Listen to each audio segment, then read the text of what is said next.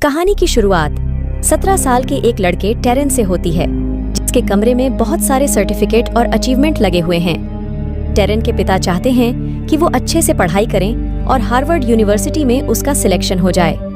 Terrain अपने दो दोस्तों के साथ कंसर्ट देखने जाता है, लेकिन जब तक वो वहाँ पर पहुँचते हैं तब तक वहाँ की एंट्री बंद हो जाती है।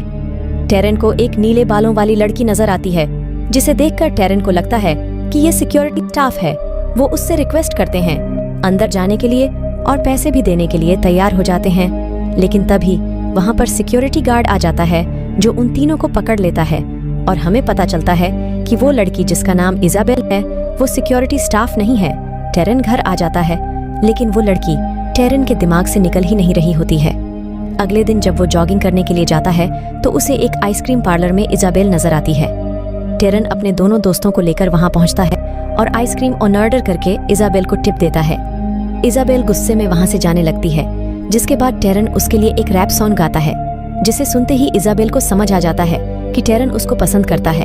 टेरेन उसको लेकर डेट पर जाता है, जहाँ पर उसको पता चलता है कि इजाबेल अकेले रहती है और आइसक्रीम पार्लर में काम करके अपना गुजारा करती है।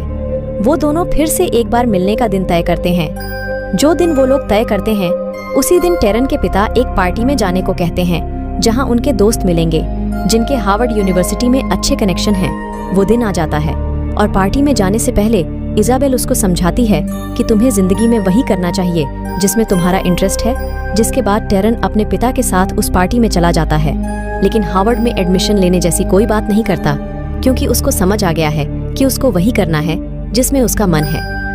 टेरेन और इजाबेल की दोस्ती गहरी होने लगती है और वो रोज मिलने लगते हैं। एक दिन उन दोनों को टेरेन के पिता साथ देख लेते हैं और टेरेन को बहुत डांटते हैं। वो कहते हैं कि अपने फ्यूचर पर ध्यान लगाओ और उस लड़की से दूर रहो।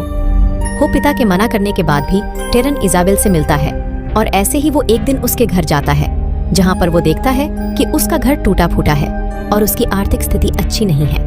वो इजाबेल के करीब आने की कोशिश करता है, लेकिन इजाबेल उसको करीब नहीं आने देती। इस बात पर दोनों का झगड़ा होता है और इजाबेल अपने विग उतार कर उसे कहती है कि उसको कैंसर है और उसके पास सिर्फ 1 साल का ही समय है, इसीलिए वो उससे दोस्ती नहीं करना चाहती थी और ना ही उसके करीब आना चाहती थी। टेरेन उसे मनाता है कि वो उससे प्यार करता है और उसके साथ रहना चाहता है, और जो 1 साल उसके पास बचा है उसमें वो उसके लिए वो सारे काम करना चाहता है जिससे उसको खुशी मिल सके।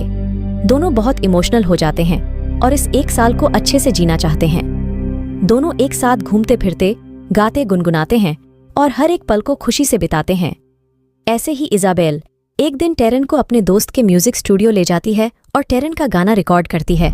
लेकिन जब टेरेन के पिता को ये बात पता चलती है कि ये दोनों बहुत करीब आ रहे हैं, तो उसके पिता इजाबेल को एक दिन घर पर डिनर के लिए इनवाइट करते हैं। और जब उनको यह पता चलता है कि इजाबेल कौन है और क्या है, तो वो उसको बेइज्जत करके घर से निकाल देते हैं और टेरेन से दूर रहने के लिए कहते हैं। इधर टेरेन का हार्वर्ड यूनिवर्सिटी में एडमिशन नहीं होता, जिसके बाद उसके पिता उसे अपने एक दोस्त के यहाँ पर ले जाते हैं जिनके हार्वर्ड में कनेक्शन होते हैं।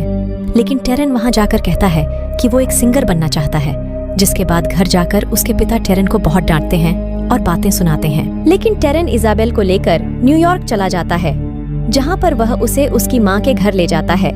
लेकिन उसकी माँ इजाबेल को जाने के लिए कहती है। तभी अचानक इजाबेल की तबीयत खराब होने लगती है और टेरेन उसको लेकर घर आ जाता है। वो उसका पूरा ध्यान रखता है, जहाँ पर इजाबेल की माँ भी वापस आती है, जो उससे माफी मांगती है। टेरेन की माँ भी इजाबेल के पास आ चुकी है और यह सब मिलकर उसका अच्छे से ध्यान रखते हैं। अब इजाबेल की अचानक से तबीयत खराब हो जाती है और उसके मुंह से खून निकलने लगता है। अस्पताल जाने पर पता चलता है कि उसका कैंसर आखिरी स्टेज पर है और उसके पास अब कुछ ही हफ्ते बचे हैं। टेरेन अब इजाबेल के लिए कुछ ऐसा करना चाहता है जिससे उसे खुशी मिल सके, और वो उसके लिए एक गाना लिखता है और गाता है, जिसका नाम होता है लाइफ इन अ ईयर, जिसे इजाबेल जब सुनती है तो खुश भी होती है और इमोशनल भी।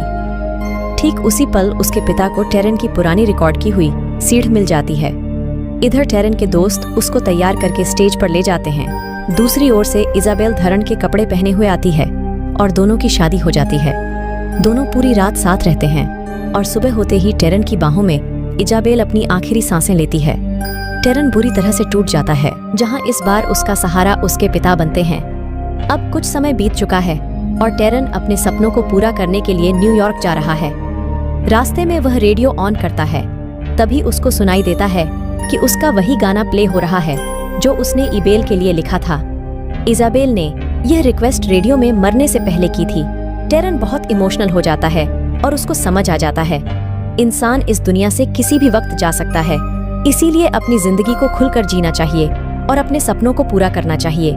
इसी स्वीट मैसेज के साथ ये फिल्म यहीं पर खत्म हो जाती है।